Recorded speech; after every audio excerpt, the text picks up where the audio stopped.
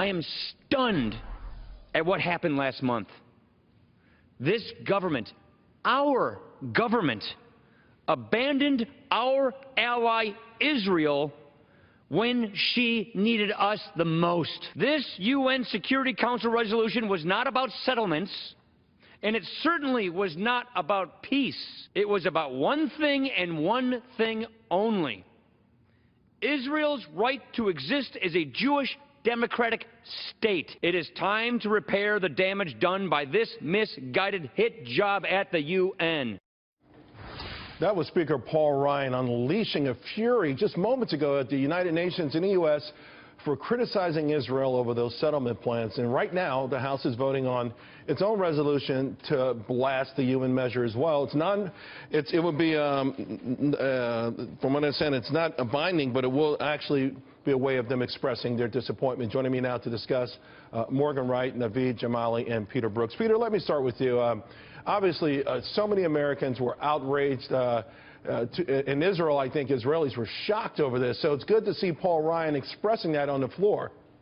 Yeah, absolutely. And, you know, hopefully the next administration will not allow something to go further forward at the United Nations. The resolution was rhetoric, but the problem is that it opens the door to things like economic sanctions and other measures that the UN body might take. So it's incumbent upon the next administration, the Trump administration, to make sure at the Security Council we don't let things like this go forward. Morgan, I mean, listen, I think it's more than rhetoric, though. It's sort of a wink and a nod, I think, to the enemies of Israel, who happen to be the enemies of the civilization. And I think the result of that is emboldening them as if they needed to be emboldened anymore. Well, you know, Charles, right now, if you just, you know, earlier we had a hearing on what Russia's doing through the United States. We had the Senate hearing. Israel, from a technology standpoint, is a solid partner for us. The attacks against the Iranian centrifuges, the Stuxnet worm, the flame virus, a lot of people won't admit it, but there was a combination between U.S. and Israel. Israel has a lot of technology, especially cybersecurity. When you do that, it's not just kinetic attacks you're releasing. Now you're making them a target for electronic attacks, cyber attacks. This thing has a cascading series of events that does not end good for Israel if they're left out there by themselves. Naveed, Israel is a partner of America in so many ways, and many would say our only friend, our only true friend in the Middle East. And Barack Obama threw him under a bus.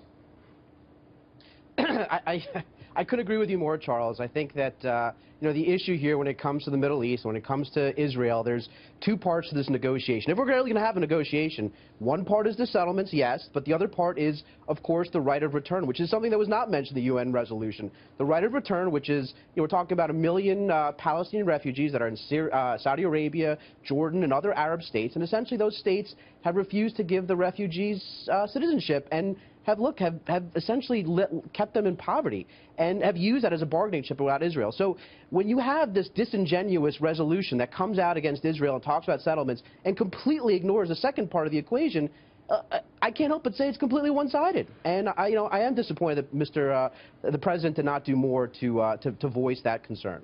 Peter, the hearings today, there was a lot of political shenanigans going on, but there is a certain level of threat that a lot of people believe is where America is most vulnerable from a security point of view as far as cybersecurity is concerned.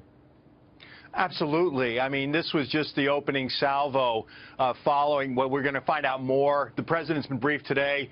The president-elect will be briefed tomorrow. Next week, Charles, there's supposed to be an unclassified report, and we're sure to find out more information about these allegations of Russian hacking and attempts to influence the election. But yeah, there were some senators, McCain and Lindsey Graham, who were very bothered by this and thought that the president's response to Russian hacking so far was quite weak and wanted much, much stronger reaction to what Russia did. Gentlemen, thank you all very much.